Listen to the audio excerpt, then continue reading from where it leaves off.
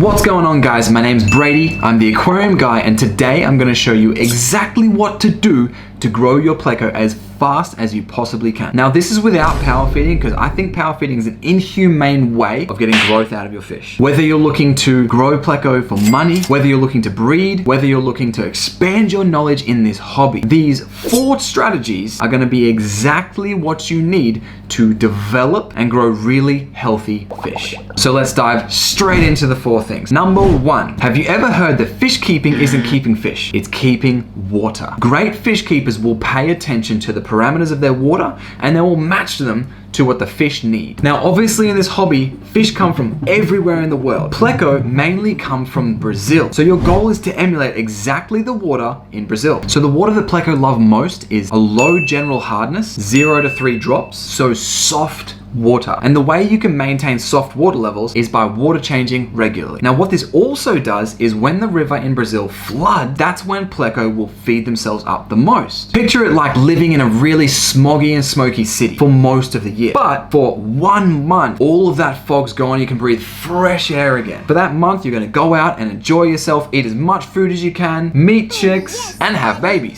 If you're a fish, of course. So regular water changes will keep your water soft, and it will encourage them to naturally want to eat more. Second part of your water is people always asking me what pH to keep my water at. The actual level doesn't actually matter that much. Whether it's slightly acidic or a bit more alkaline, it doesn't really matter. What matters is not having pH that fluctuates. So stable pH levels mean happy fish. And the last thing that's the most important is keeping your nitrates low. The water changes is going to help this a lot. 10 to 20 parts per million in nitrates is the max I would let my tank get to. So regularly water change. Number 2, keeping your fish stress-free. Now, when you're all stressed, it might make you not want to eat, not want to go and see friends. It might make you worry about every little thing. You don't want to be doing that to these fish. So the best way to do that is to understand what they need. Pleco are bottom dwellers, so they love low levels of light. First thing is to turn the lights down in your tank. They also love caves. They love hiding away under leaves or rocks, or you can get terracotta caves for them as well. Add a bunch of these to your tank. It'll reduce fighting, it'll reduce stress, it'll mean that even if the tank is lit up, they can go to a shady spot. The other thing is Pleco really don't like to be preyed on. They don't like to have their fins nipped, they don't like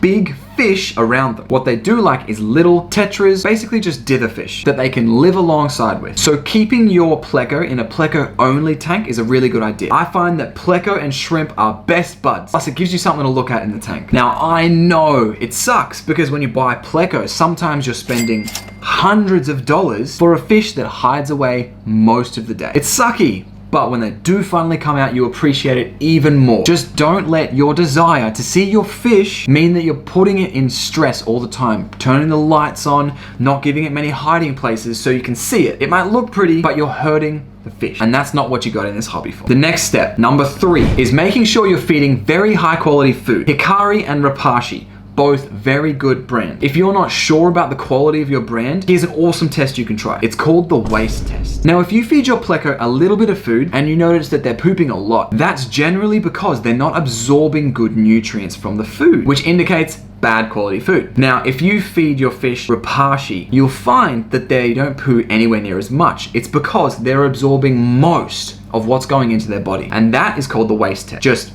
feed and watch for their poo. Number 3 is get onto high quality food. And the 4th step is Pleco are bottom dwellers, so they love floor space. They love to explore and feel free. So if you have a tank that's narrow and tall, that's probably not the best tank for a Pleco to live in. However, if you've got a short tank that's long and wide, that's the tank that they're gonna thrive in. Plus you can keep different variety of Pleco, and they tend to want to grow out faster if they're in a bigger tank. If you can utilize those 4 things, you're gonna get Pleco that grow quite a lot faster. I know most Pleco under 6 inches can grow 0.1 to 0.4 mil per week. Now that sounds so slow, but that's a big reason why there's so much money in these fish, and why when you do see a big specimen, it's even more special. So if you plan on using any of these 4 tips for your tank, let me know what Pleco you're planning to grow up. I reply to every comment, so like and subscribe, and good luck with your Pleco.